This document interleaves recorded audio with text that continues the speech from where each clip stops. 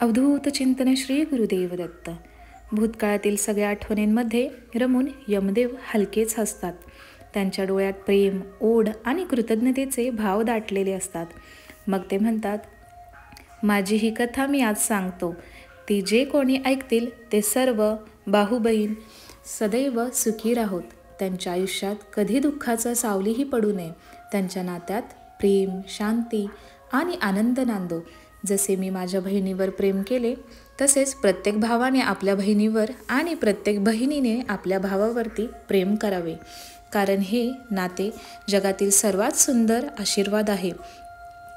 ही कथा केवळ देवदेवतांची नाही, तर आपल्या प्रत्येकाच्या हृदयाशी जोडलेली आहे. यम आणि यमीची ही कथा म्हणजेच भाऊ विजेचा उगम. ही कथा ऐकणं म्हणजे आपल्या नात्यातील देवत्व जागं करणं आहे. आपण भाऊ बहीण म्हणून एकमेकांच्या आयुष्यात प्रेम, विश्वास, आनंद आणि रक्षणाचं बंधन ठेवतो. पण अनेकदा जीवनाच्या गोंधळात हे नातं केवळ औपचारिकता म्हणून राहतं. आपण त्या भावनांचा अर्थ विसरतो. ही कथा आपल्याला आठवण करून देईन की भावनाचं आयुष्य बहिणीच्या आशीर्वादाने वाढतं आणि बहिणीचं आयुष्य भावाच्या प्रेमाने फुलतं. ज्या घरात ही कथा श्रद्धेने ऐकली जाईल, त्या घरात कलह नष्ट होईल, संपन्नता वाढेल, आनंद वाढेल, प्रेम वाढेल आणि देवांचा आशीर्वाद कायम सोबत राहील. यम आणि यमीची ज्या दिवशी ही कथा झाली, त्या दिवशी त्यांनी एकमेकांना एक वचन दिलं. जो भावंड प्रेमाने भाऊबीज साजरी करील, त्यांच्या घरात मृत्यूची भीती, दुःख आणि अडथळे येणार नाहीत. म्हणून ही कथा केवळ ऐकायची नाही, तर मनात साठवायची आहे. कारण जो या कथेला संदेश विसरतो, ऐकत नाही, त्याच्या नात्यात दुरावा, गैरसमज आणि असंतोष वाढतो. आणि जो या कथेला भावपूर्वक ऐकतो, त्याच्या जीवनात प्रेम, शांती, आनंद आणि देवाची कृपा नक्की उतरते. म्हणून आज आपण सर्वांनी मन शांत करून प्रेमाने, श्रद्धेने आणि भावनेने ही कथा ऐकूया. कारण ही कथा ऐकणं म्हणजे स्वतःच्या डोक्यावर देवाचा हात ठेवून घेणं. आज ही कथा ऐकल्यानंतर तुमच्या आयुष्यात, भावंडांच्या आयुष्यात आनंद, उत्साह, समृद्धी आणि शांती नक्कीच येईल. म्हणून ही कथा शेवटपर्यंत नक्की मन लावून ऐका. चला तर मग सुरुवात करूया आजच्या कथेला.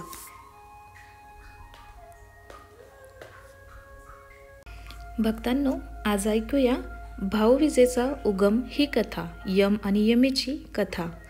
ज्या भावंडांनी आपल्या नात्याला अमर केलं, त्या यम यमीच्या भावंडांच्या प्रेमाची गाथा आज आपण ऐकूया. प्राचीन काळी तेजस्वी सूर्यदेव आणि त्यांची पत्नी सज्ञा देवी यांच्या घरात 2 संताने जन्मली. एक पुत्र यम आणि दुसरी कन्या यमी. यमी म्हणजेच यमुना देवी, नदी. सूर्यदेव गर्वाने म्हणाले, हे दोघं आमच्या तेजाचे प्रतीक असतील. यम धर्माचा मार्ग दाखवेल आणि यमी जीवनाला पवित्र देईल. लहानपणी दोघं भावंड सदैव एकत्र असत. सकाळी यमी आपल्या भावाला म्हणायची, अरे यम, आपण बागेत जाऊन सूर्यफूल तोडूया. यम हसून म्हणायचा, यमी, तू खूप गोड आहेस, पण बाबा म्हणतात आपण सूर्याचे संतान आहोत. आपल्याला सदैव प्रकाश पसरवायचा आहे. दोघं पाण्याशी खेळत, सूर्यकिरणात नाचत. त्यांचे प्रेम असं होते की सगळे देव म्हणत, हे भावंड म्हणजे स्नेहाचं मूर्तिमंत रूप आहे. एक दिवस सूर्यदेव गंभीरपणे म्हणाले, यम, आता तुझं धर्मकार्य सुरू कर. तुला देवांनी मृत्यूलोकाचा अधिपती म्हणून नेमलं आहे. प्रत्येक जीवाचं आयुष्य संपल्यावर तू त्याला आपल्या लोकात नेशील. यमी चकित झाली.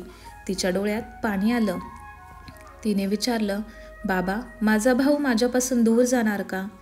तेव्हा सूर्यदेव म्हणाले, यमी, तू भूमीवरती वाहणारी पवित्र नदी होशील.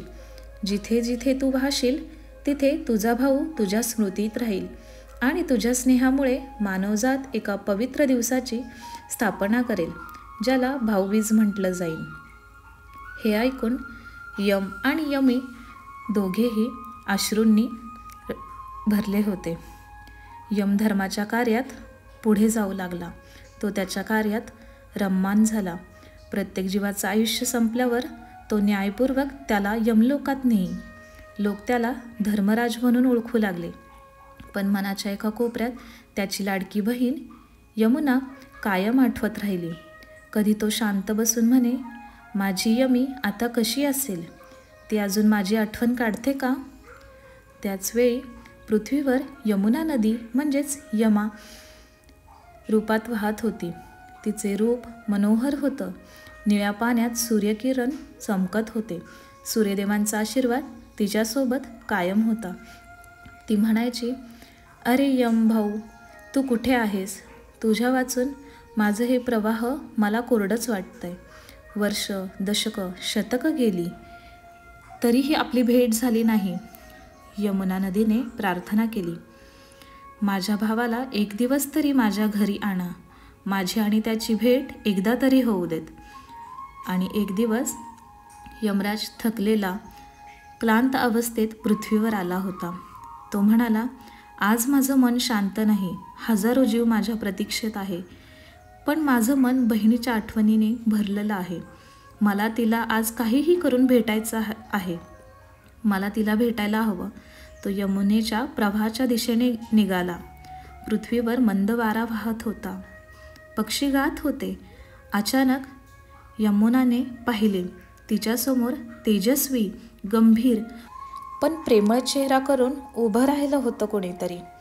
ती जोरात ओरडली, माझा भाऊ यमराज, यमराज आलाय. ती धावत आली, त्याच्या गळ्यात पडली. दोघे भावंड अश्रूंनी एकमेकांना भेटली. त्यांच्या आनंदाला पारावा नव्हता. तेव्हा यमुना म्हणाली, तू कित्येक युगांनी आलास. मी तुझी रोज वाट पाहत होते. प्रत्येक सूर्योदयाला तुझं नाव घेत होते. यमराज म्हणाले, यमुना, माझं कर्म एवढं कठोर आहे की मला विश्रांती मिळत नाही. पण माझाही दिवस तुझी आठवण काढल्याशिवाय जात नाही. पण आज मी तुझ्याशिवाय राहू शकलो नाही. तुझ्या स्नेहाचे मी धर्मराज राहिलो आहे. आणि त्या दिवशी यमुनेने आपल्या भावासाठी खूप दिवसांनी आल्यामुळे एक सुंदर थाळी सजवली. ती म्हणाली, यमराज, आज तू माझ्या घरी आलास. माझ्यासाठी सर्वात मोठा उत्सव आहे. थाळीत तिने ठेवली फुले, अक्षता, दीप, मिठाई आणि पवित्र पाणी.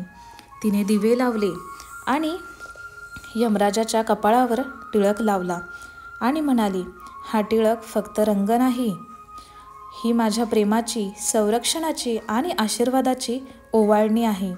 हा टिळक तुला प्रत्येक संकटापासून वाचवेन. यमराजाचे डोळे पाणावले.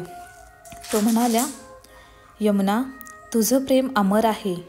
आजपासून हा दिवस भाऊबीज म्हणून ओळखला जाईल. जो भाऊ आपल्या बहिणीकडून असा टिळक लावून घेईल, त्याला मी अकाली मृत्यूपासून वाचवीन. त्याच्या आयुष्यात मी आनंद भरेन. त्याच्या आयुष्यातली रोगराई मी दूर करेन. त्या बहिणीने एक तेजस्वी रत्न दिलं आणि म्हणाला, ही माझी कृतज्ञता. बहीण म्हणून मी तुझ्यासाठी ही एक भेटवस्तू दिली आहे. तू केवळ माझी बहीण नाहीस, तर तू या जगातील प्रत्येक भावाची बहीण आहेस यमुना.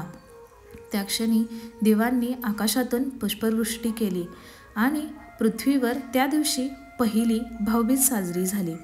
त्या दिवसानंतर ही परंपरा युगानयुग चालू राहिली.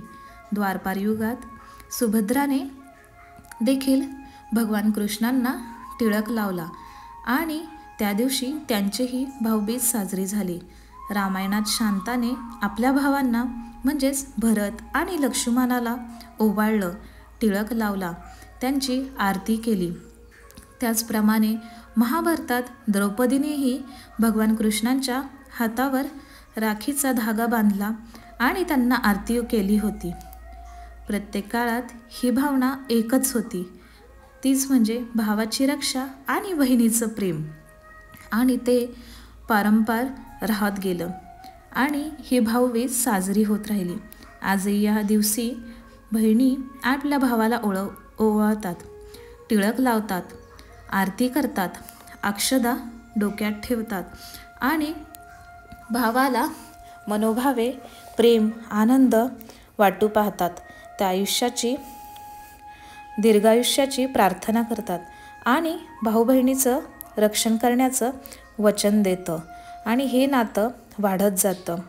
यमदूत न येती येथे जेथे बहीण टिळक लावते, यमाची ही पवित्र रेषा यमही ओलांडू शकत नाही तिला, असं देवांनी म्हणायला सुरुवात केलं.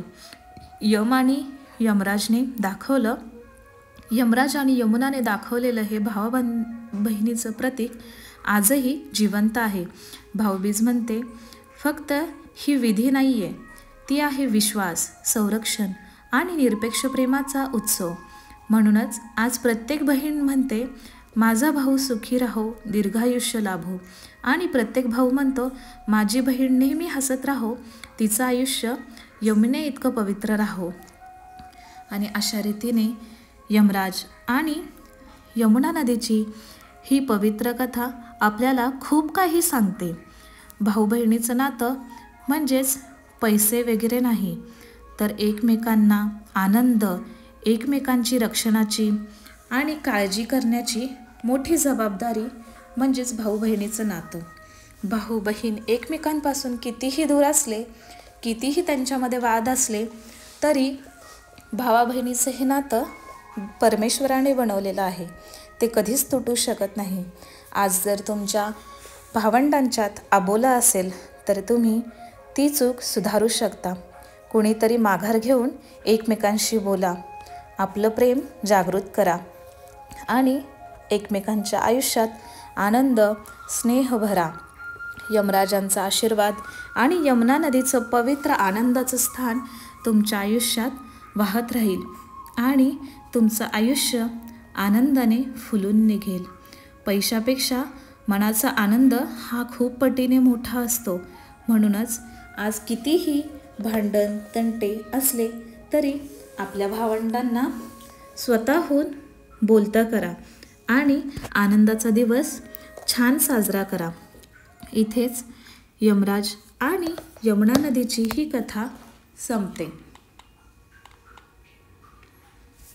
भक्तांनो, जगात सगळी नाती तुटू शकतात, पण भावंडांचं नातं हे अमर असतं.